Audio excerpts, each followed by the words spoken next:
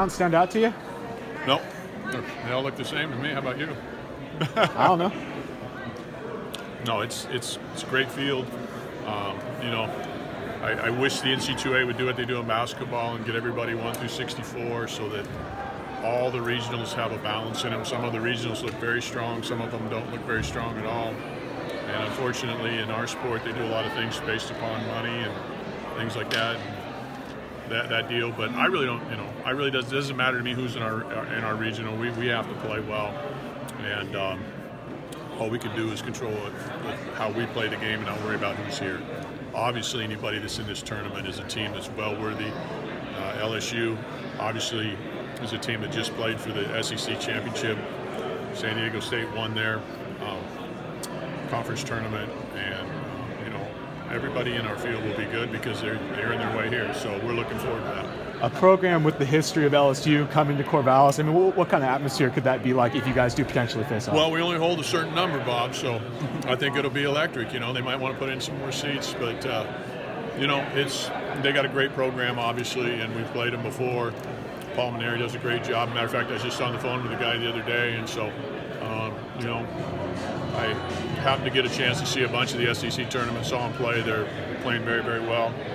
I think they beat Florida 11-0 to get to the SEC championship game against Ole Miss. So certainly going to be a challenge, but we don't have to worry about LSU right now. We just have to worry about ourselves in game one. Your players have a lot of experience in this tournament, College World Series last year, Pat. Anything can happen, of course, but how much do you think that could help this team? I hope it helps a bunch. I hope it helps a bunch. Here again, I just think that, you know, the bottom line is you got to get out on the field and play, and I'm happy for our guys. Being a number 3 national seed is, you know, tremendous honor for those guys. And you think about all the teams playing college baseball, and someone's recognized you as being one of the top teams in the country. That's great for our kids, great for our program, great for the future, and look forward to the tournament. How do you manage your pitching beyond Luke and Bryce? How do you manage that in terms of who you throw in there, and I mean, how do you mix it up? Yeah, it's a good question because you know that we've had a little trouble there in that last day, but obviously if you look at the way it lays out right now, you'd hope that you could have Abel as your 3rd starter. You also got options there, but Chamberlain's had some good starts for us, but we would like to think that you know, the 3 starters we'd have would be, you know, obviously Luke and Bryce and Kevin, if we could.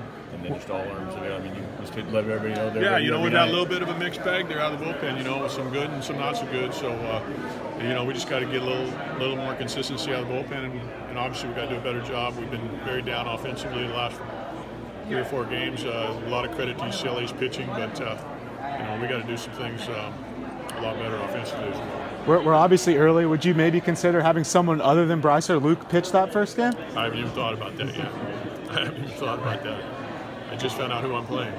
Do you kind of go through some range of emotions or thoughts, you know, as you're watching all of these teams seeding, and you know, do you kind of think about the comparable competitiveness of certain regionals as you're watching the names get unveiled? Yeah, I think that there's some certain regions that are much, much tougher than other regions, that's for sure. And like I said, I think a lot of that has to do with geography and money and everything like that. So, but I don't have any complaints. I'm thankful that we get an opportunity to be in the tournament, and we just got to play the game and play at a very high level and worry about nothing but that.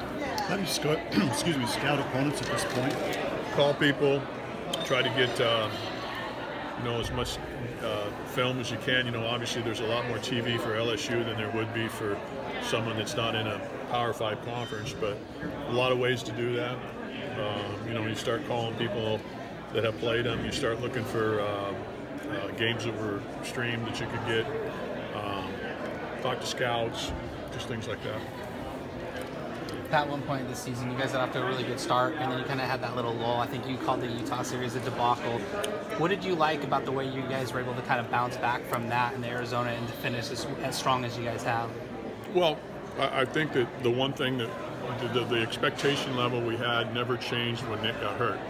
And, you know, there's no question about what kind of player Nick is. And to not have him for 26 games and be 44-10 is tells you something about the other guys. You know, Armstrong doesn't get enough credit for how he filled in, but we were disappointed with the fact that we knew we were good enough to go to Utah.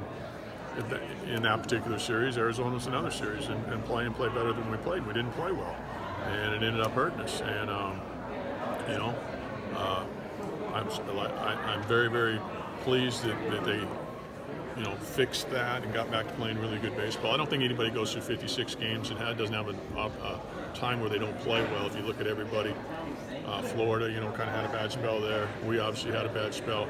You know, Stanford went and lost 2 out of 3 at Washington, 2 out of 3 at UCLA, 2 out of 3 at Oregon State. So they just happened to sweep some teams at home, and you know, that's why the race was so close. Does that make what you guys were able to do last year so much more incredible?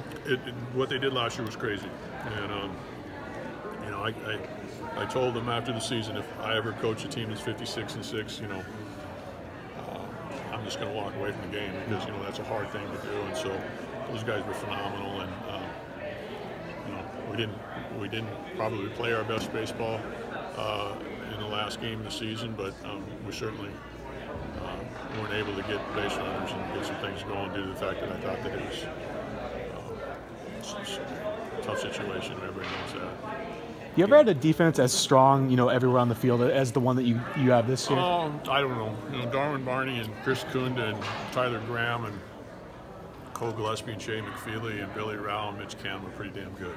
So to compare people, it's hard to do. You know what I mean? I can't tell you there's anybody. I can't tell you there's a defense that's ever better. Yeah. I can't tell you there wasn't somebody that was awful damn close. What makes this unit so good, and so you know, they make the great plays, but they also make all the routine plays as well? I just think that there's a passion and camaraderie with the team, that they want to play for one another. I think that's a special thing. That's a hard thing to do, and I think they do it all the time. Thanks, guys. Scott. Thanks.